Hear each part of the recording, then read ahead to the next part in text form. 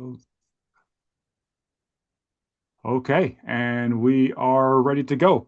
Thanks, everybody. My name is Justin Virly. Welcome to Educative Seminar number 2 for the 2026 Australian Economics Olympiad.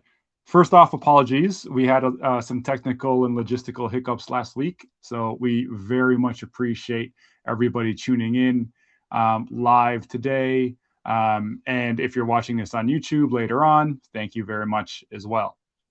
So let's just get straight into it by introducing our guest today.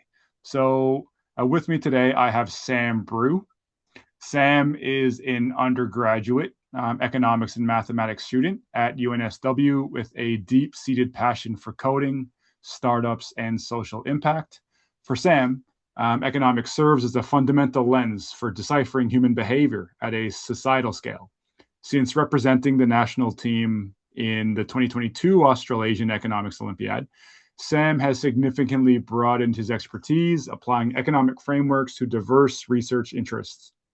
Most recently, in the field of AI safety, he leverages these tools to analyze startups and market dynamics, moving beyond a simple understanding of government policy to actively critiquing and designing superior frameworks for the modern world. Thank you so much for joining, Sam. My pleasure. Thanks for having me, Justin. Excellent. So I guess to remind you, we know each other. We've worked a little bit together in the past, mostly through the Olympiad, and you joined us last year at one of our seminars as well. But just to kind of remind or let everybody know, I am sort of very far removed from your world. I'm a high school economics teacher in Brisbane, and I raise that just to sort of set the context of most of our audience is also going to be high school students, just like yourself a few years ago. They are most likely very keen and very capable and very enthusiastic or interested in the field of economics, Yeah. so much so that they've signed up to do a pretty rigorous competition where the first round is a 2-hour exam on a Saturday. So if we And can good kind on of, you all, I'll add. absolutely. So if we can sort of put yourself back in those shoes a few years ago. Can you sort of look? We'll start way back in time. Can you sort of describe a little bit about what your high school, I guess, curriculars or interest in economics? How did you start in economics? Assuming it was back in high school. Yeah, certainly. No, it was.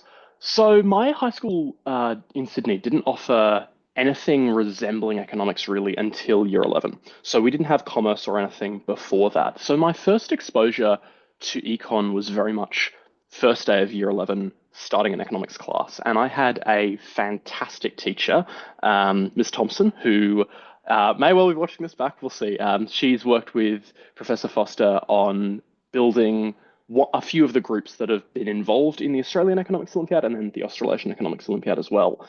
And she was absolutely exceptional. She was most definitely the reason I kept doing economics and the primary, I think, driver of why I became so fascinated by it.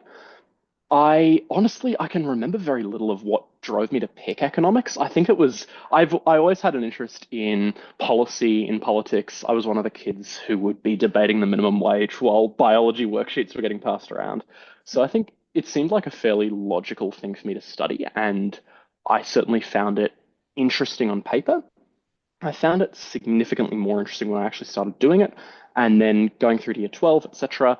I was able to do the Australian Economics Olympiad, which you're all doing now, of course. I found that an exceptional experience, and then since then I've been tangentially involved, coming to these sorts of seminars, and then involved in the running of the AAEO, which I think I'm correct in saying isn't happening in the same form this year, but there's something else planned instead.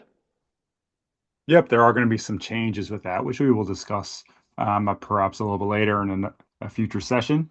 Um, let's jump right ahead to current day. We'll skip a few steps, and we know most certainly we'll come back to. But can you tell us a little bit about what your current work is involved, your current life as a student at UNSW, your area of focus as you go forward, and things like that. So, what are you currently sinking your teeth into? So right now, I spend the majority of my time working on a cybersecurity startup, which sounds very far removed from economics. It's actually surprisingly close to a lot of economics.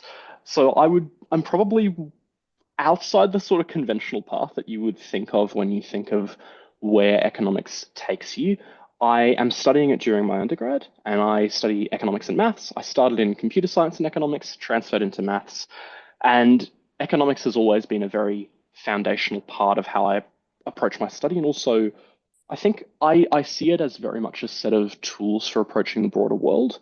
So things like supply and demand, things like game theory, things like understanding incentives give you a really powerful lens for looking at concepts well outside of what you might see in a high school economics textbook. So, as an example, which I think you mentioned earlier in your very generous introduction of me, was AI safety. So, I've had the chance to go over to San Francisco a couple of times in the US and be quite involved with a scene that is very far from what most people would imagine when they think of economics, which is how do you work out how artificial intelligence might work in 2, 5, 10 years' time, and how you make sure it doesn't, well, simply put, destroy humanity. Mm. And that's a question of game theory more than anything. It's the same, you're using the same kinds of principles that you would use to work out, okay, in the Cold War, how do we stop the US and Soviet Russia from destroying each other, given they've both got nuclear weapons? It's game theory, it's mutually assured destruction. And being able to understand that not just at sort of a surface level, but at a more intricate level of here's how the actual mathematics work, and understanding how you go from the sort of the canonical little table of outcomes for each player to more, I suppose, more intricate ideas of game theory as you cover in undergrad econ, a little bit in high school econ as well. That's really, really powerful. And it's partly powerful because it's not a lens a lot of people have. The longer you study economics for, at least from what I've found, the more you find that what you come to take for granted as background knowledge and as a background framework for seeing the world is really quite foreign to a lot of people. And that's like this is the same thing behind so many drives to make economics in some form mandatory so that people can read the news and understand it meaningfully. But outside of outside of that part of things, in the real world, there is so much that is economically driven, virtually everything, and so few people that actually have that lens. Most people who approach AI safety come at it from a computer science lens, they come at it from an ethics lens, from a philosophy lens.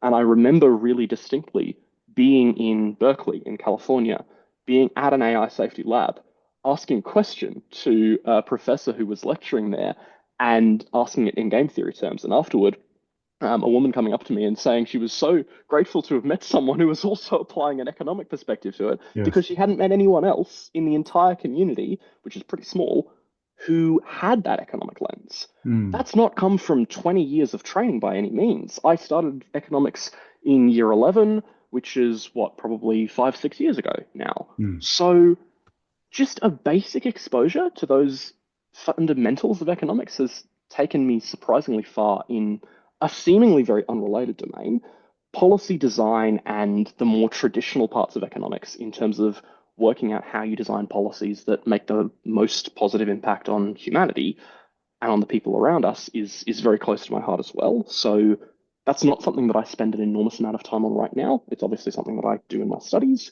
but I think the current, I suppose, most notable application of economics in my own life is much more using the frameworks to see the world in a slightly different way.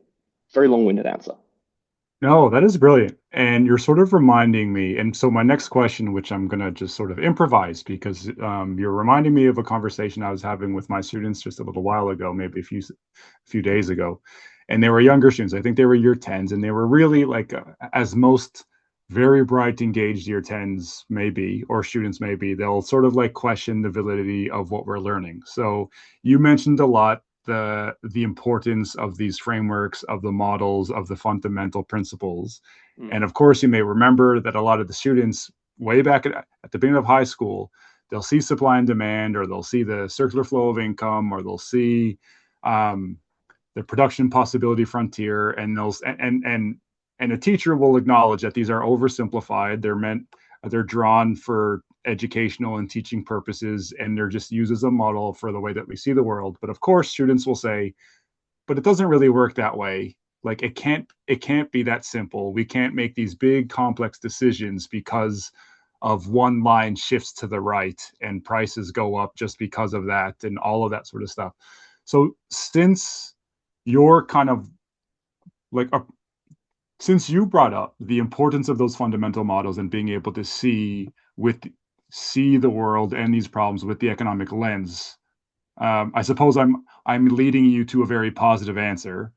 Um, does that mean then that those models, as abstract seeming and oversimplified as they may have been 5 or 6 years ago, including the ones that you would have learned as part of your undergrad, are they are they for real? Are they, like, as you approach, especially with Absolutely not.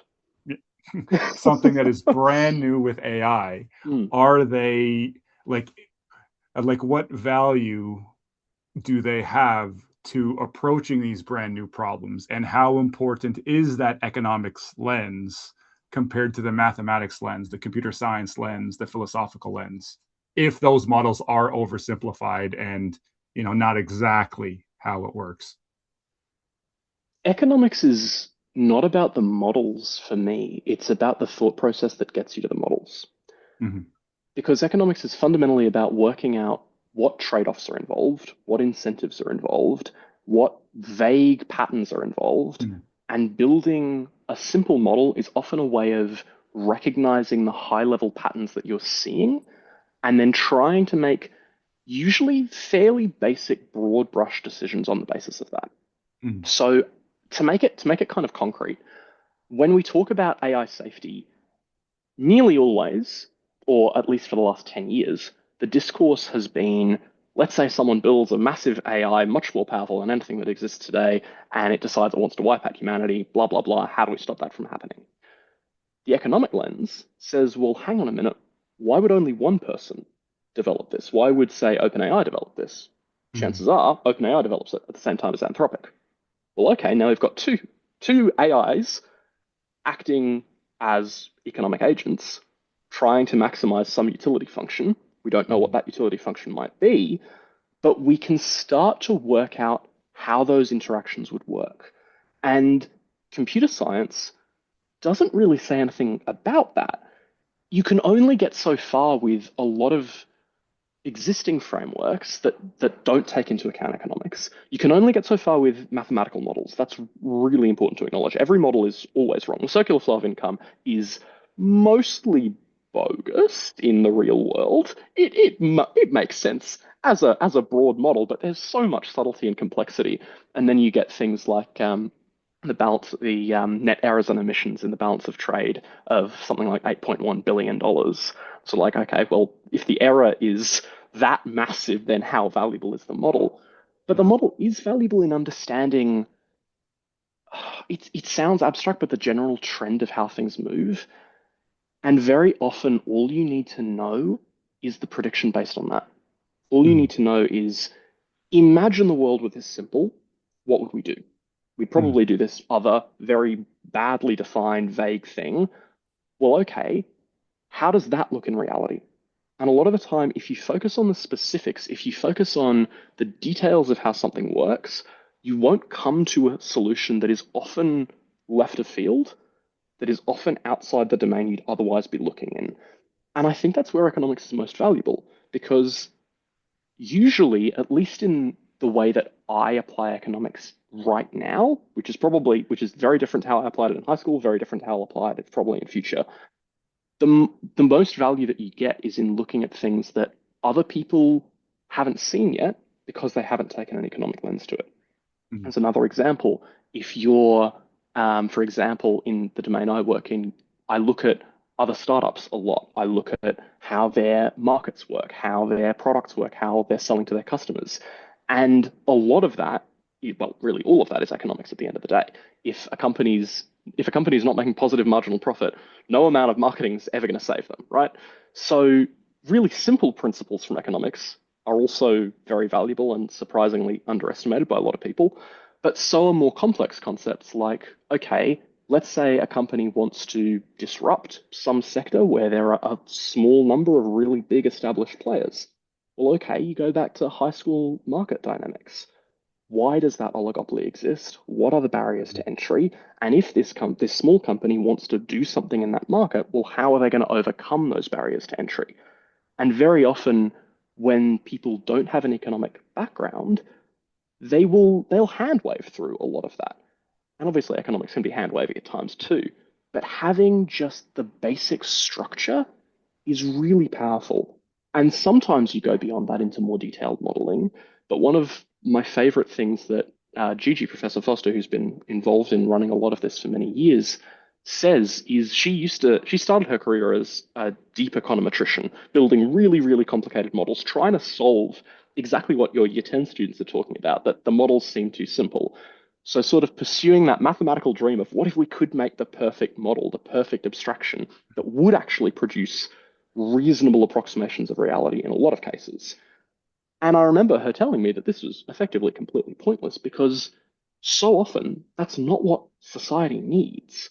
Mm, Society needs the stuff you learn in high school, the mm, basic framework of thinking about the world, because there is so much low hanging fruit that just hasn't been done. mm. And when we've gone through the low hanging fruit, when basic economics doesn't get you anywhere anymore, then we can start thinking about more complex specialized models. But a lot of the time, the marginal return to those models is much lower than the marginal return of just basic economic thinking. Yeah. This you reminded me a lot of my favorite sort of economists to speak about when the topic is criticizing basic fundamental principles, and so just kind of poking fun at the field as a true economist nerds could do, are the behavioral psychologists. Yes. Are are the ones who will very astutely point out, oh, so we're assuming that humans are making rational decisions. Oh, well, this doesn't. That's a fairy tale. No one is going to behave the way that your models say that they would behave because humans aren't always making rational decisions. They don't have perfect information. All of that sort of stuff. Let's dial it back just a little bit. Uh, Perhaps to your university. We Yeah. do have a lot of high school students, of course, so we've had these big picture talks so far. Let's dip our feet into, okay, so we have year 11, year 12 students. Um, they are very, very keen on economics. They are considering an economics degree at UNSW or Uni Melbourne or UCID or University of Queensland or whatever university it might be, in Australia. What has your studies, your direct studies, like the coursework, been like, in terms of the topics you've covered, the level of rigor, things that were more difficult than you expected, things that were easier than you expected? Of course, a lot of high school students tend to.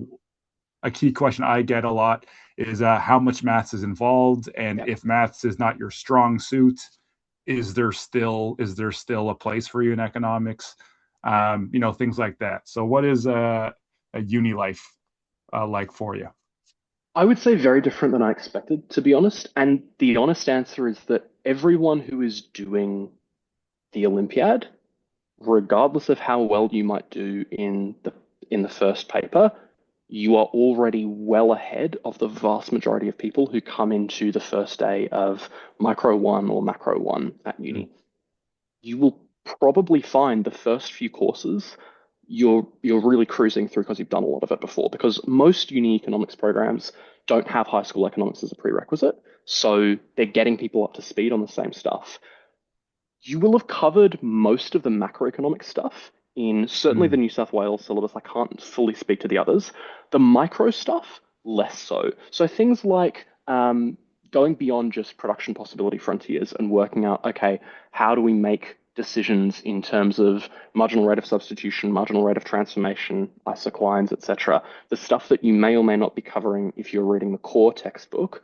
That kind of thing is what first year and a little bit of second year economics focus on a lot. So the biggest, I would say, differential between what you know now and what you will be expected to know and what you'll learn, of course, is the microeconomic side of things. The macro you'll Mm. mostly already know. High school, especially year 12, has an enormous focus on case studies, especially in the New South Wales syllabus. You're basically memorizing statistics for a lot of the time. University is very different from that. I would say the majority of my peers probably would not know the inflation rate or the cash rate or various other headline statistics unless they're actually really on the ball. Because you don't need to for most of your studies. You're mostly focusing on the same kind of theoretical stuff that you would do in year 11. You apply it a lot. Every course, at least at Australian universities, every course is very self-contained.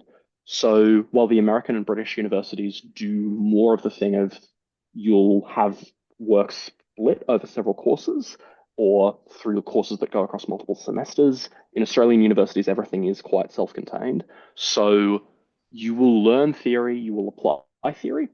In the project-based courses, I would say those are the ones that I've enjoyed the most because they give you a real opportunity to go beyond just what you're being taught and to work out how it works in practice.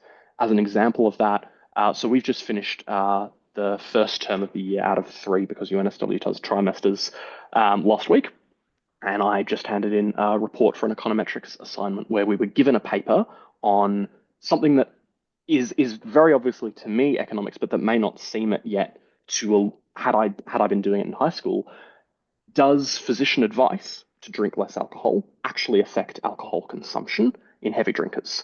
This is more of a public health question and more of an epidemiological question, but the principles of econometrics and economics are really relevant. So first you need to work out, well, okay, what is motivating people to choose the amount of alcohol they drink? They're choosing a consumption amount based on a budget constraint, based on household circumstances, etc. Which of those variables can we measure? Which can't we? How do we need to account for endogeneity in those models, etc., etc., etc. And it gets much more complex from there. And then trying to replicate that paper. And the upshot being, assuming I don't get it all completely wrong, which I hope I haven't, that that paper does not replicate particularly well. So that sort of thing is more on the mathematical side. To your point about is there still a place for you in economics if you don't enjoy the math? Absolutely, there is. And there's probably an even more important place for you based on exactly what I was talking about. It's it's so tempting for people who really like the math side of things to try to build a perfect model, and it doesn't work. If someone does build a perfect model of the entire world of economics, then I am very happy to eat humble pie. Absolutely. We are nowhere near that yet. So very often the most valuable thing you can do with economics is take the opportunity to learn a toolkit of frameworks of basic principles about how the world works and apply those to diverse situations and apply different combinations of them. Things like the most fundamental would be opportunity cost. Honestly, you would be astonished, especially after having been steeped in it for 2 years of high school, you would be astonished how much opportunity cost is overlooked in the real Mm. world, in almost everything. But Mm. most things in reality come down to opportunity cost. Like pick a random field, project management, it's built off Mm. opportunity cost, right? You're deciding Yep. where is the marginal benefit greater than the marginal cost? How far can I take that before the marginal benefit is lower than the marginal cost? Okay, then what am I sacrificing? Da da da da da. So those fundamental principles are really they're described by maths, but they're very agnostic to whether or not that's your strong suit. Mm. A basic understanding of principles like what the derivative is important. Don't get me wrong there, but that's also like no one's asking you to take a really complicated function, take the derivative, evaluate at a bunch of points, do X, Y, and Z. Most of the time in real world economics, you're doing a lot of that with a computer anyway these days. The most important thing is exactly comparative advantage, right? It's Mm. finding what you like the most and going down that path. If you go down political economy, you can spend all your time building mathematical models of how voting systems work, or you can just as equally say, I want to better understand the impact of advertising in election campaigns and work out some kind of conceptual model of how people choose who they're going to vote for, and then work out how advertising affects that. Mm.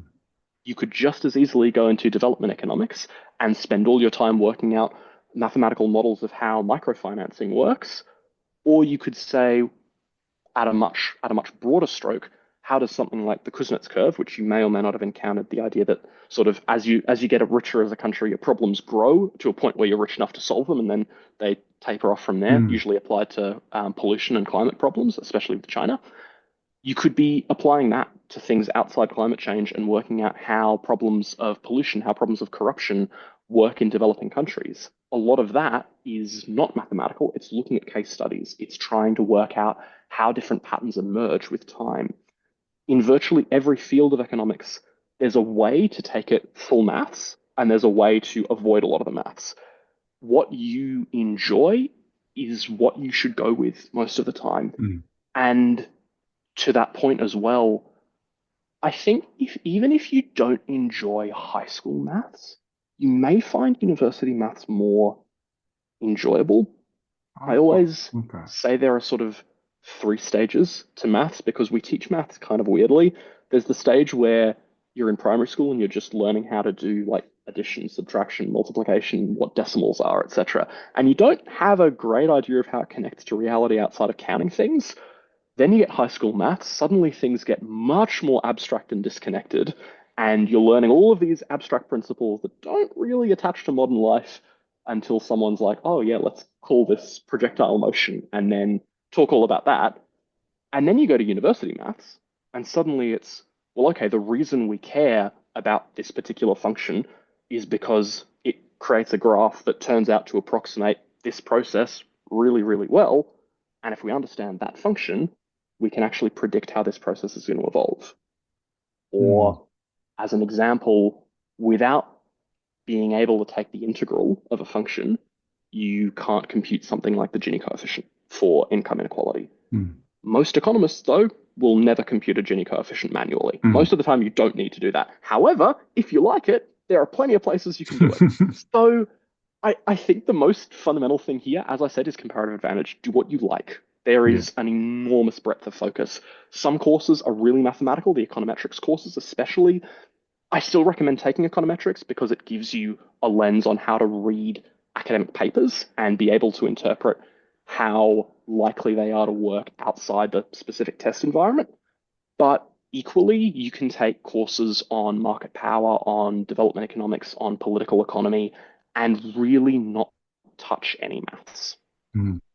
Fascinating. Yeah, I have two sort of stories that kind of just sort of come to mind. I have a mate of mine who's an engineer. I think metallurgy. I think that's what it is. It's not Yeah. really relevant, but he works for his firm. He works in the asset management Mm. department of. So he'll say, I don't really do any engineering anymore. I'm more Yeah. like a finance guy.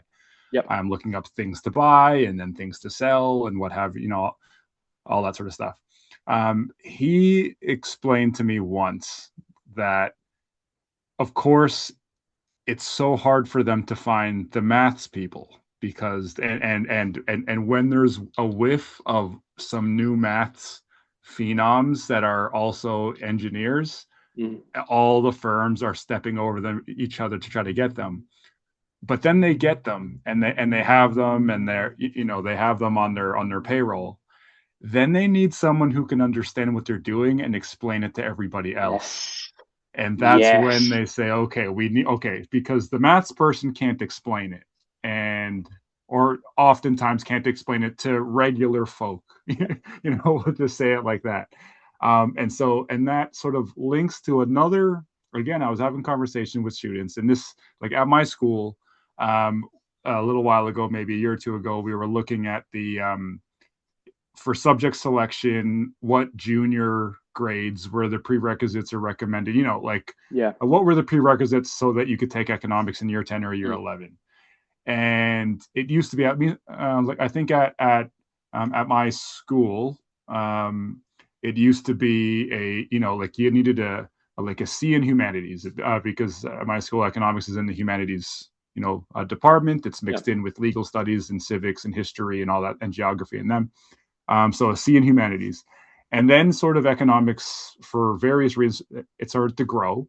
And so we wanted to make sure that we were still getting the right type of students. And Mm, so admin asked us, oh, do you think it's reasonable that it needs to be a B in humanities and a B in maths? Just that was admin's suggestion or first thought. Like I always do, I brought it to the students and say, okay, mm, here's the funny grown up conversation I'm having, be in maths. And then a lot of the students, they raised their hand and they said, sir, you need to make it English, like a B in humanities, and like a B in humanities for sure.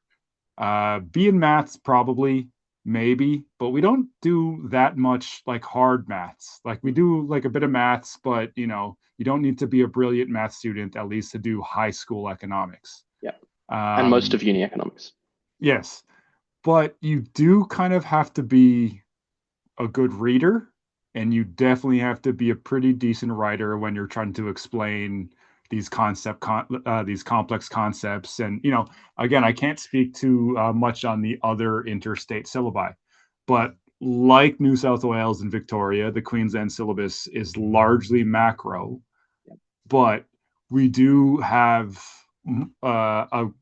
a pretty hefty amount of extended response answers and trying to analyze stimulus, and so having to write 500 to 1,000 to 2,000 words is quite common. So there's a lot of writing. Definitely. There's definitely a lot of writing, and so I think that speaks to your point of it's so broad that even if for whatever reason the maths behind it gets most attention, not only is there a home for you if students out there, not only is there a home for you if either you're not super interested in the maths or it's not your strong suit.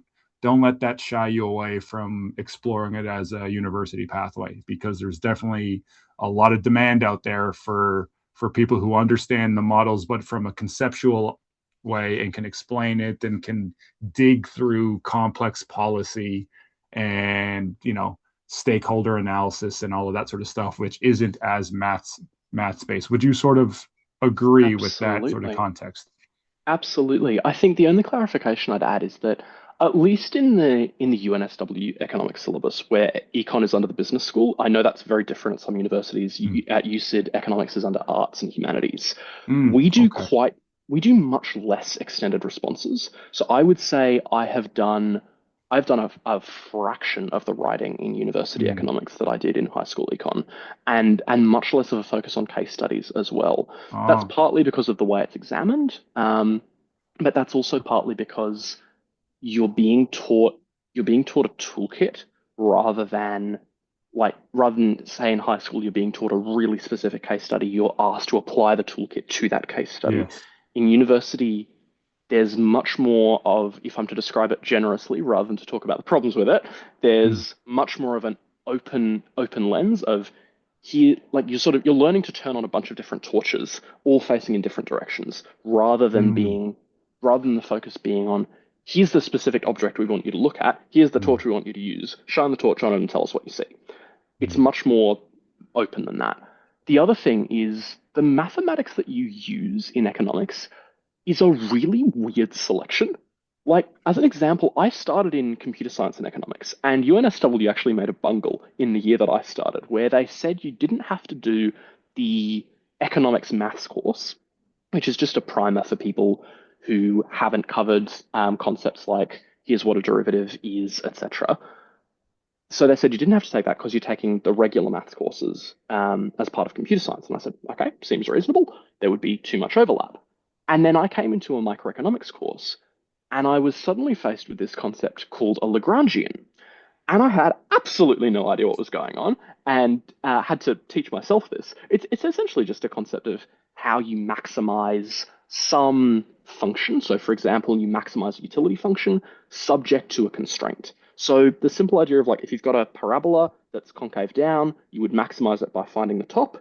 What if you want to maximize it, however, such that there is some constraint on it? So, you can't go up to that point, you can only go up to this point. So, your maximal would be here instead. If you can visualize that. That gets quite a bit more complicated quite quickly, and it's not covered in Mm. first or second level Mm. undergrad maths or comp sci. It's covered in some third level courses, economics, it's a foundational principle. So maths for economics is really very often it's sort of a it's a menu of some concepts from really simple maths, Mm, some concepts that we don't cover for years, but applied much more simply. mm, So very often the unifying thread is not your mathematical ability, it's your ability to understand how those frameworks apply conceptually. I mm, think I'm just trying to think, has there ever been a course where I've actually been examined on doing complicated math? Yes, there was one. That course is specifically known for that though, and most people avoid it for exactly that reason. But yes. you can very easily get through an entire university degree in economics without certainly without being tested on applying a complicated mathematical process. Mm, You're absolutely right. Much more the focus is on, do you know what the math is doing? And mm, can you explain a scenario? Can you explain a theoretical concept? And can you link them together? mm, If you can do that, you're in very, very good stead. And it's that communication that is one of the most important things. If you want to know how valuable that is, then take an economic argument, right? mm, Assume people choose something that is close to what they're choose something to do in life that is close to a combination of what they're good at and what they can be paid for, and then look at how poorly economics is communicated to the general public. mm, We have a we have a severe shortage of people who can communicate economics meaningfully, certainly in politics, also in mm. business as well. Brilliant. Yeah. So I suppose one takeaway for the students who are exploring economics degrees. I suppose here's another layer of the fun and the annoyance of when you were shopping around for your universities and your programs. You have to kind of dig a little bit deeper because the long and short of it is not only will different economics programs, the economics programs will differ even at different universities as far as how much maths and conceptual, how much politics are involved, and things like that. So make sure you are sort of not just deciding on, okay, I want to study economics. It's which university, which program, and all of that sort of stuff. On the idea of, and this might just be time for one a final question with the students in mind, or maybe we'll go two because I will ask for some, advice for the Olympiad. But before we get into that, speaking with the students, again, if we make the pretty safe assumption that the students who are listening or watching or who will watch later, they're probably pretty good students overall. They probably do pretty well in maths. They probably do pretty well in English. They probably do pretty well in science. If they're interested in economics, I like to think that they're also socially minded as well. So they are thinking of going into engineering because they want to solve various problems. They want to build more houses or town plan or whatever it might be. They want to find more resources. They want to improve renewables. They might be thinking of med because they want to help people in kind of like the most obvious form, and they are fortunate enough where they have all of those doors open or semi-open. Um, how would how would how would a student who likes learning everything and is pretty good at all topics, how you know why how would they know that, like, okay, economics, yes, I could, yeah, yes, engineering, yes, and especially the ones that are most related or adjacent to economics, I could do a bachelor of business, I could do commerce, I could do law, I could do political science, I could do data science. um, what is it about economics that you think, like, well, you have these personality traits, you have these interests, economics will probably be the one that you end up in, even if it's not the first one you pick. You'll find your home at economics because you're this type of person. I would go about it in the opposite direction, to be honest, because I think it's Mm, actually very rare for people to find their home in economics. mm, Econ is very similar to law in that the vast majority of people who study it do something that on the surface seems entirely unrelated. A yeah. tiny fraction of people who do economics end up working as an economist, be that for a reserve bank, governmental institution, for a company, for a bank as a chief Mm, economist, or whatever else. Very few people go down that pathway. For example, a lot of my friends do law and economics, and they might focus much more on the law angle, but with the economics as a toolkit, they're able to approach the law more meaningfully. For example, if they do Mm, commercial law or if they're more social impact minded, understanding, as some of my friends do, how economic trade-offs work means you're much better able to say, okay, in a complex litigation involving multiple parties, here's how things would play out according to different economic frameworks. How can I take that into my practice? I would say economics is a really valuable toolkit. If there's something you think you want to study, for example, medicine is probably a bad example because medicine tends to be quite self-contained.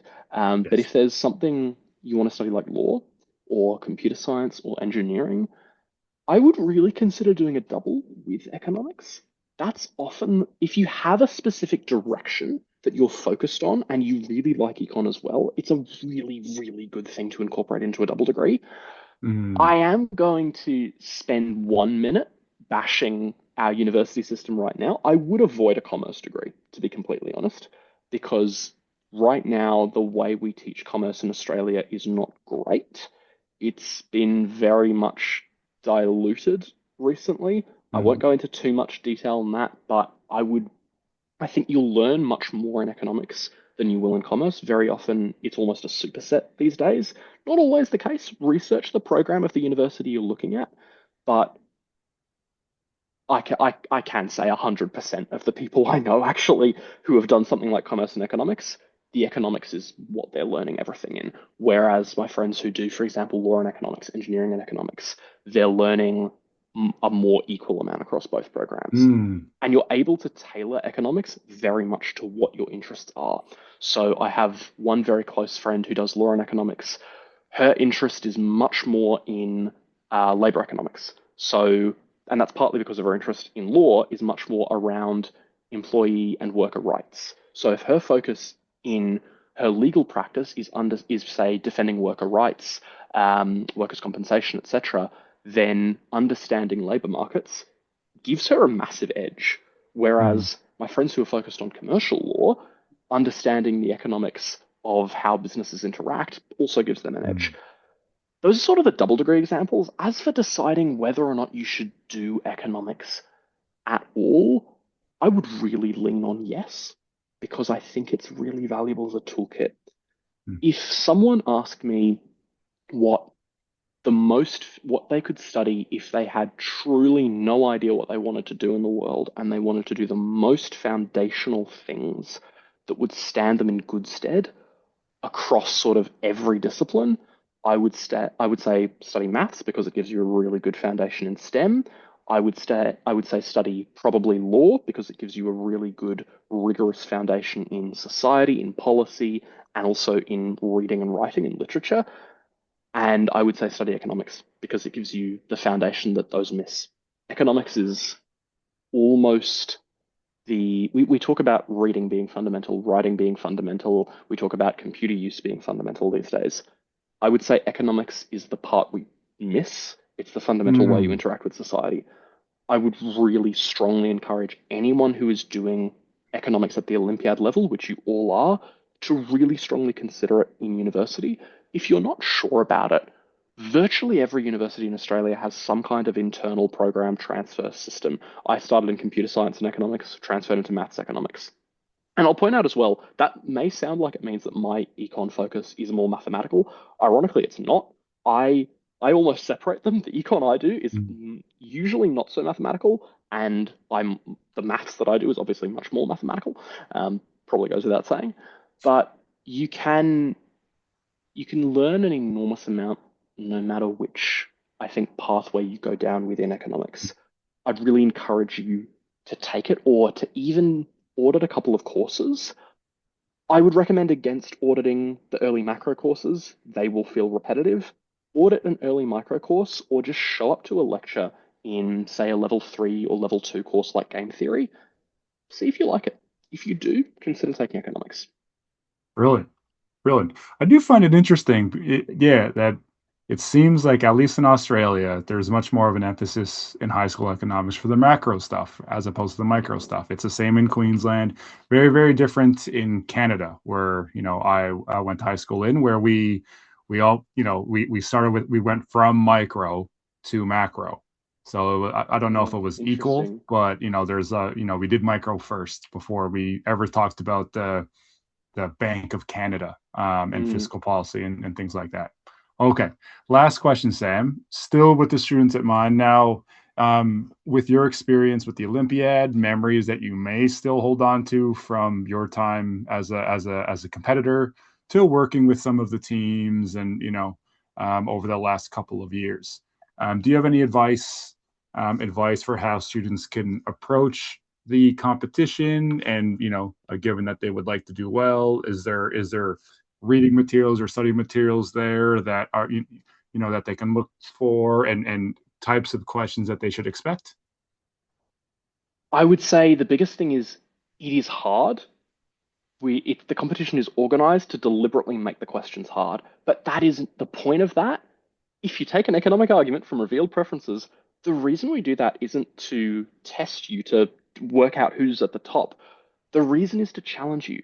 The reason is to give you a space outside of HSC economics, or the equivalent in your home state, where you can apply economics in a really interesting way. So, as an example, and I think I'm allowed to say this, one of the last questions in the paper I did was, how do you see Australian labour productivity evolving over the next 5 years? It was basically free license to write as much Yeah. as you want about what you think about labor Mm. productivity and where you think it's going. You would never get a question like that in regular high No, school economics. that would be impossible to assess in a fair and equitable Exactly, way. Yep. exactly, exactly. The aim is not assessment, though, here. The Mm. aim, to call it an assessment would be completely incorrect. Mm. The aim is to provide you intellectual fodder and to give you an environment where you can enjoy that. In terms of reading materials, core economics is by far the best preparation you can possibly do. I think I may be the only person in the entire AEO who's ever actually read the whole textbook because I thought that was necessary. It was not. Mm. I do really highly recommend it, honestly. It's a really interesting Mm. textbook. It'll prepare you fantastically for university economics, and I personally found it really interesting.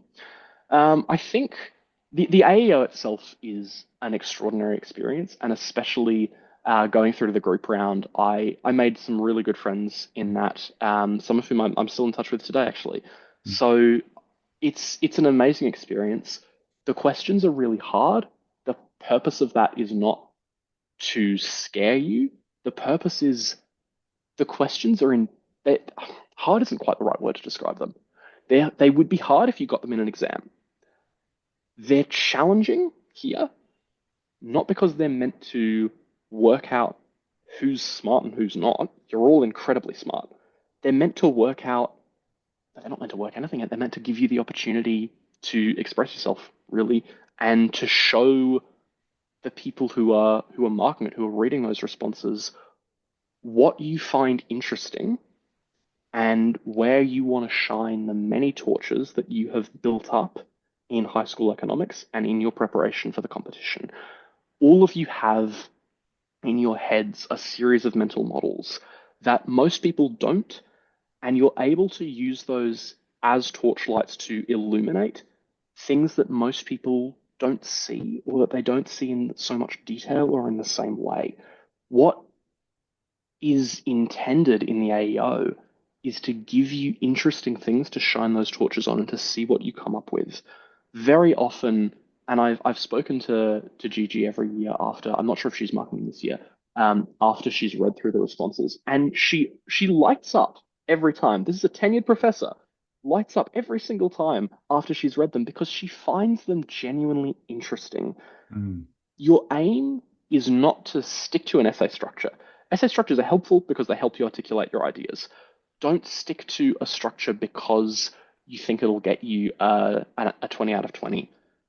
Use it because it's valuable and say what you're most interested in. Fundamentally, enjoy the process. I Everyone who is in round one and especially round two wants to be there.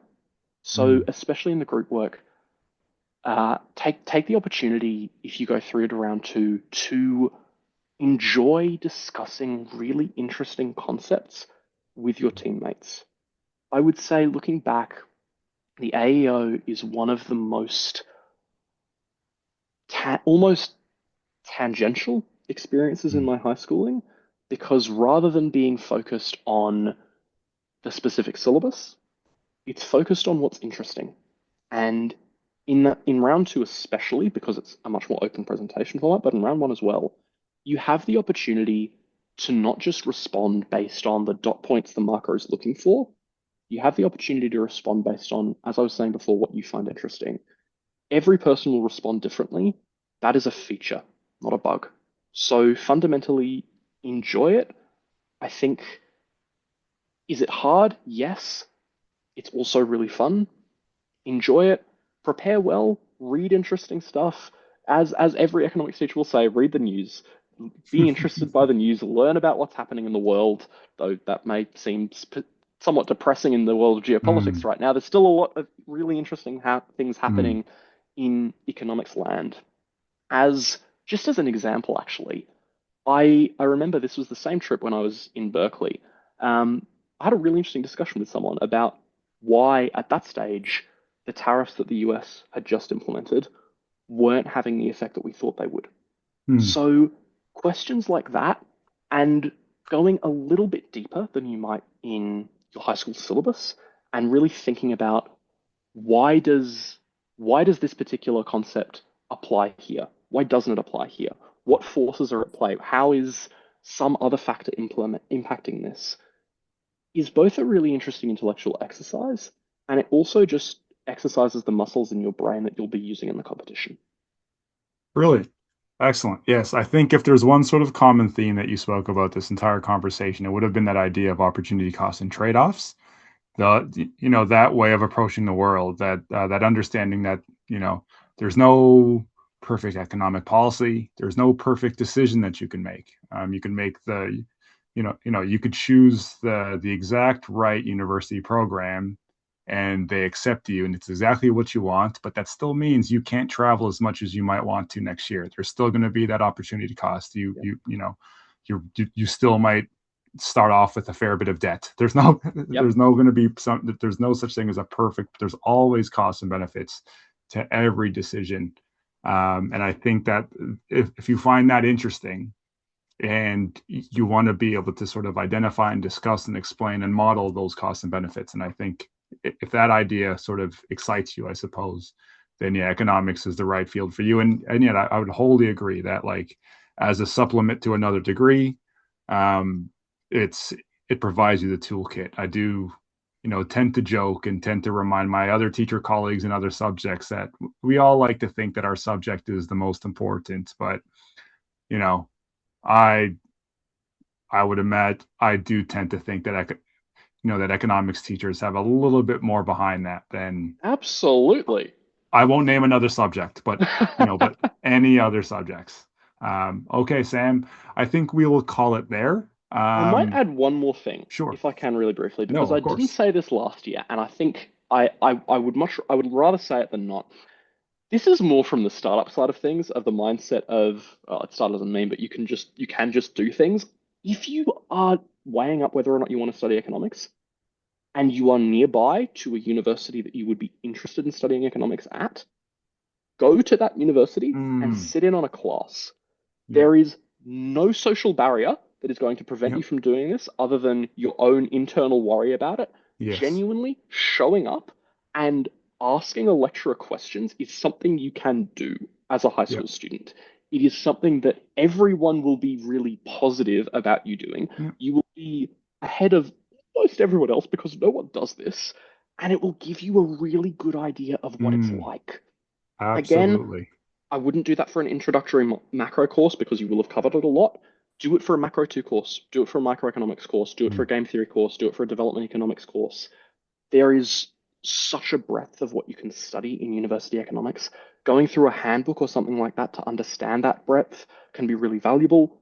But at the end of the day, there is no substitute for being there and trying it. And you can absolutely do that even before you graduate.